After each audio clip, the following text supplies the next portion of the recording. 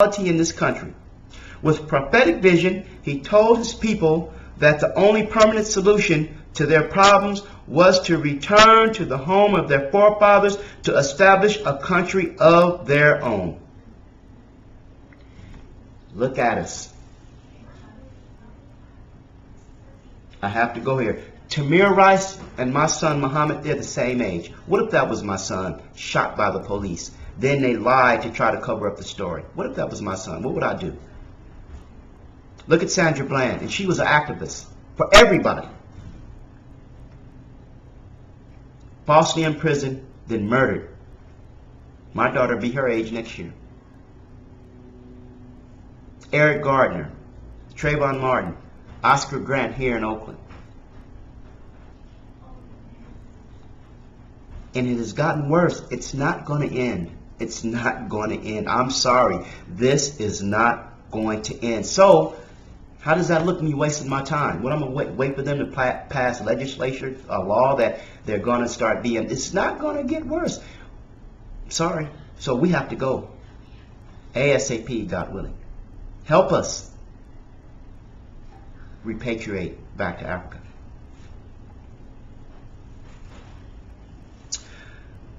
A brief history of the petition of the peace movement of Ethiopia to President Franklin Roosevelt.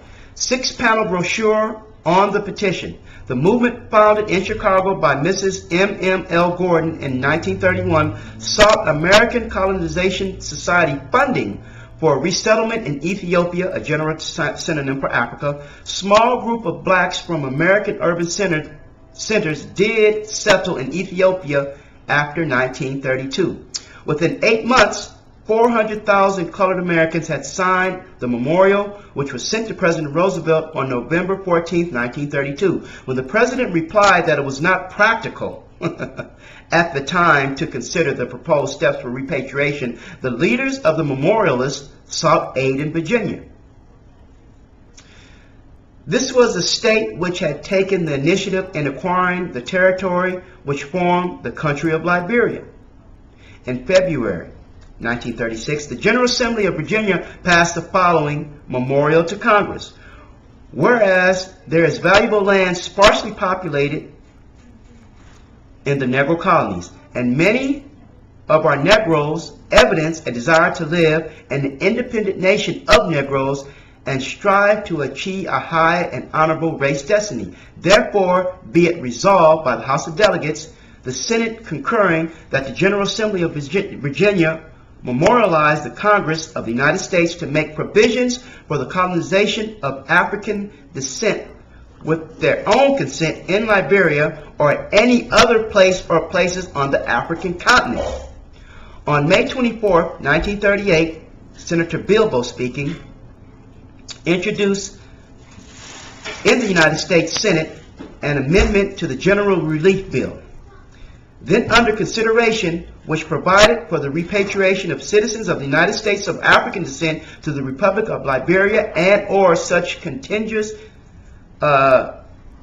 territory as may be acquired by the United States by purchase from France and Great Britain, etc.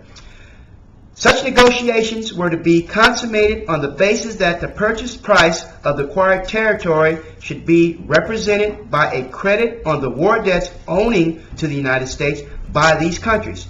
By this time, the number of signers to the memorial requesting the repatriation of American Negroes, which I, Theodore G. Bilbo, now have in my possession, have reached more than 1/2 million. Wow, look how many people wanted to get out of the United States. Look how many people wanted to leave. So, the petition with some 3 million signers is certainly evidence to support this contention. In 1939, after 162 years since Thomas Jefferson stated to take measures for procuring on the coast of Africa an establishment to which the people of color of these states. It was 77 years after Abraham Lincoln stated, "I have always believed that emancipation and removal was the just course, and I know it was just practicable." See, here we go. So we tried to get out of here. We tried. But their power was just too great and did not want to see that.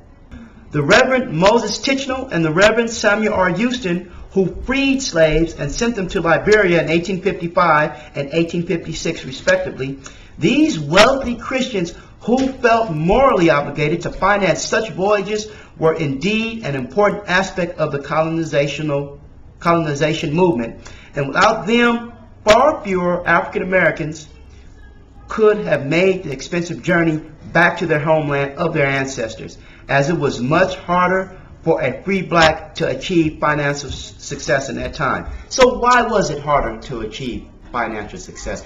Because of the hate and racism. Can't we understand this? Because of the hate and racism that is still predominant to this day. Look at Trump. Look at Cruz. Come on. Rubio. And some Democrats. Hillary Clinton has also said some very racist things. For instance, she called blacks predators back in the early 90s. Her support of Planned Parenthood. Margaret Sanger, who hated blacks. The founder of Planned Parenthood, Margaret Sanger, she hated blacks with a passion and said that blacks need to be exterminated. So Hillary Clinton makes this woman her hero. She knew about the statements. She's not ignorant. She has access. You wouldn't believe what she has access to. So they knew. Look at Bill Clinton. Bill Clinton just admitted, I think it was last year, 2015, how his 3 strikes law was not only unfair, but it disproportionately locked up blacks over crazy stuff. I mean, brothers with drug and mental problems, stealing 3 hamburgers, which, earned them 3 strikes, sent to do 25 to life. Stealing hamburgers. They should have got psychiatric and spiritual help, if anything. And that 3 strikes law destroyed countless millions of lives and shattered families. This is what Bill Clinton did. His whole welfare reform thing was just disastrous. So, it is what it is. They just came out with some stuff about Nixon, how he set up that war on drugs thing, which was meant to, it was false. It was meant to, slow the growth of the Panthers during that time. And it, too, destroyed because they were letting drugs in here way before the stuff with Reagan, So we have statements of presidents with racist statements, how much they hated us and blacks being inferior. And, it's never going to stop. It's never going to stop. And here we have Donald Trump to black Americans. Return back to Africa before it's too late.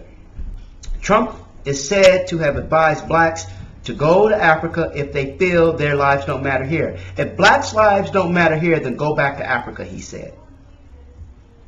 This is what Trump said.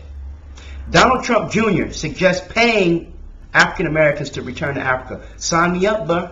Sign me up. Your pops is sitting on something real fat.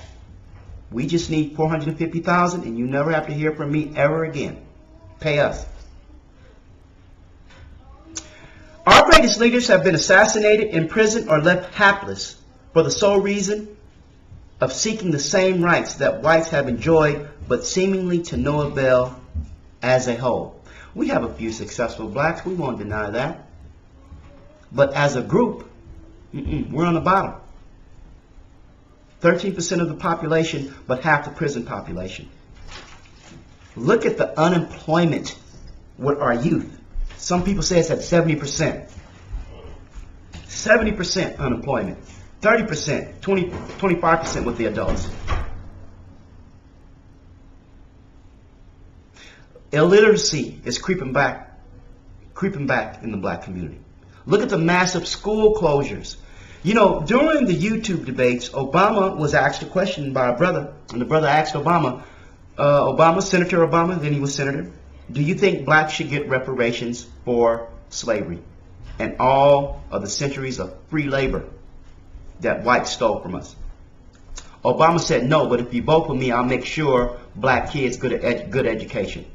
That was his first slap in the face to me. And now what do we have in his hometown, Chicago, and in Philadelphia? Massive school closures. In Oakland, they're about to close down 30 schools. Can't give a good education without a school.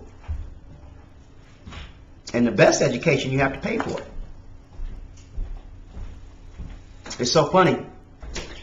You know, no upward mobility that blacks can point to. And I ask everybody, okay, we understand the emotional side to Obama's thing. I mean, I'm happy to see black folks in the White House looking at what the black woman sacrificed. Thomas Jefferson even had a tunnel from the White House to his black slave, Sally Hemings' slave quarters. Because, you know, it wouldn't be cool to be seen walking during the day to her house. But he would sneak to her house, impregnated her, had all those kids. That's another talk at another time. Let me not get too far off the subject here. But, you know, just 1999, Martin Luther King's family launched a civil suit to expose the facts surrounding his assassination. And they discovered that government agents and not James Earl Ray were responsible for King's death. So that goes to show you right there. King was assassinated by the United States government. And I'm going to tell you, when it all comes out on Malcolm X, Al-Hajj Malik al-Shabazz, the same thing is going to be said about him. Sure, you can get some dupes to pull the trigger, but Malcolm was a part of a bigger takedown, because Malcolm was on his way to bring charges up on the United States government for oppression and racism, slavery, and Jim Crow. So they had to cut him off before he made it that far, because he was on his way, and he traveled to the African and Middle East and sought allies to help him if he ever made it to the UN to secure their votes. He went to Castro. Huey tried to do the same thing. Huey went to China, and Chairman Mao supported the black struggle. Back in 1968, Chairman Mao supported the black struggle. The whole world sees what's going on, but it's the Western powers that don't want to see us come up. So they took King out. They took King out. Flooded the black community with drugs. So, you know, the whole thing is that it's just all bad. It's all bad. 2015 made it 150 years since blacks were freed from their demonic, satanic chattel enslavement. And 52 years since the ending of legal apartheid, known in history as Jim Crow. But here today, my friends, looking at the current state of blacks in today's American society, can they truly say that the U.S. government has treated them justly and fairly, allowing them the same economic, judicial, social, academic equality as its white citizens? And if the answer is no, then why? Has anything really changed for blacks? What about blacks who profess Islam as a religion, as my family does? How do we feel now? Scared as hell? Scared as hell? We don't know what's next. Whenever, like, we just had the Brussels bombing, and I feel bad when innocent human life is taken. If it's white, I care. No matter who it is, babies, women, children, regardless of race, if you're innocent, it shouldn't happen. But when we look at the history of Belgium, who do we have? King Leopold II. What did he do? He genocided up to, 50 million Africans? Belgium, where the bombing just took place a few days ago. But if you look at that country's history, it's drenched in blood. King Leopold was a demonic, evil, wicked white devil. We see the pictures of the hands that were chopped off, the babies, because, they needed to oppress and instill fear. It's so funny, when I was looking at the pictures of the blacks with their hands chopped up, we have a precedent of that. Who did that? Christopher Columbus. They chopped off the Native Americans' hands, maimed them when they got here. So it continues and keeps resurfacing. Is it going to happen again? So, you know, it's just crazy. It's just really, really crazy. You know, when we look at the racial profiling of blacks and Muslims, you know, we wouldn't even need a group like Black Lives Matter if it wasn't so racist. We wouldn't even need a group like that. We wouldn't need it. You know, we rank all negative on the bottom of all negative categories. I was just reading that the net worth of a black woman, the person who paid the biggest price in this country, the black woman's average net worth is only $5. Wow. It's sad, and nothing is going to change. Nothing. Blacks are nearing almost 90% out of wedlock birth. You can't have a healthy black community based in fornication and adultery. I was just looking at an unprecedented number of gay white men are adopting these black babies. And whoever the parents are, that's what you're going to indoctrinate them with. Why is that happening? What is the black man doing wrong to still be on America's social bottom, economic bottom? What is the black man doing wrong? So, like I said, with all that just said, you know, we have to repatriate. We have to repatriate. And with the questions I just asked, we would all have to be honest and see that the future for blacks in this country is nil. It looks bleak than ever. And look at the treatment of blacks amongst one another. Unprecedented rate of black on black mothers. Again, black on black murders. Fatherless home. Child molestation. I was just on the internet and I was looking at all the pedophiles here in my area. It's about 80-something of them within like maybe about a 10-block radius. 80 pedophiles. High illiteracy. And domestic violence, you know, exploitation of our women on television, with rap leading the way. Hip-hop. Hip-hop has exploited the woman more than anything in today's time. It's sad. And when I look at the Christian preachers, they said Christian preachers have collected almost close to $500 billion. No, close to $1 trillion in the last 30 years. Where is it? Because if you go here in East Oakland, wherever you find the churches, you see the most crime. And even to the point where a lot of these shootings have taken place on church premises. That's the crazy part. That's the crazy part. Black churches do not reinvest in the black community, and that's why it's messed up. You know, we got to call it like it is. They hoard the tithes and donation. And who gives the most donations and tithes? The poor people.